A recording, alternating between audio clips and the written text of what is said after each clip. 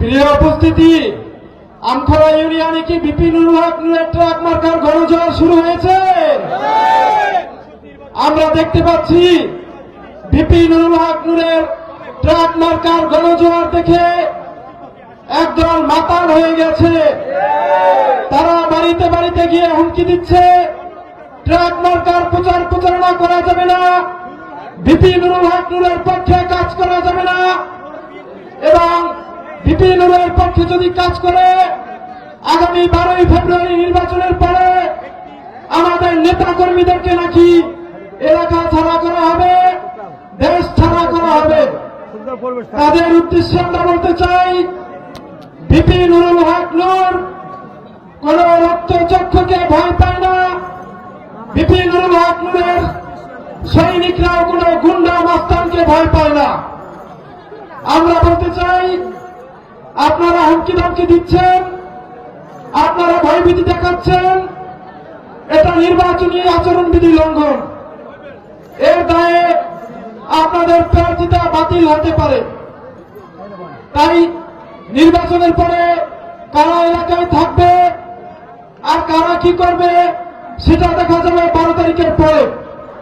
আমরা অনুরোধ করব এই গলাচিপা দশমিনার মানুষকে, আপনাদের এই এলাকার সন্তান বিপি নুরুল হক নূর তিনি ঢাকা থেকে নির্বাচন না করে, যেহেতু আপনাদের কথা চিন্তা করে এই অবহেলিত অঞ্চল গলাচিপা দশমিনায় ছুটে এসেছে, আপনারা আগামী 12ই ফেব্রুয়ারি ব্যালটের মাধ্যমে ওই গুন্ডা মাস্তানদেরকে জবাব দিবেন যে আমরা এলাকার সন্তানকে মূল্যায়ন করতে জানি, আর ওই গুন্ডা মাস্তান সন্ত্রাসীদেরকে আমরা না বলতে পারি।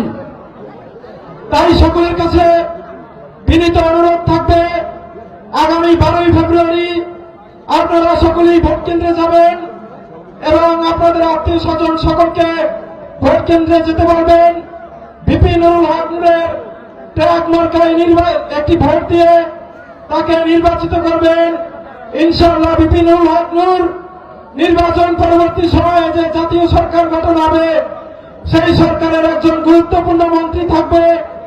একজন মন্ত্রী তার এলাকার জন্য যে কাজ করতে পারে, সাধারণ কোন স্বতন্ত্র প্রার্থী কিংবা একজন সাধারণ এমপি কখনোই আপনাদের এলাকার জন্য সেই কাজ করতে পারবে না।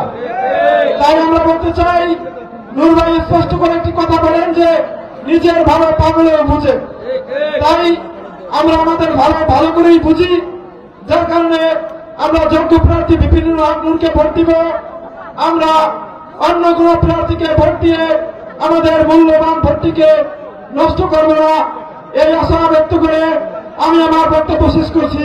আসসালামু আলাইকুম।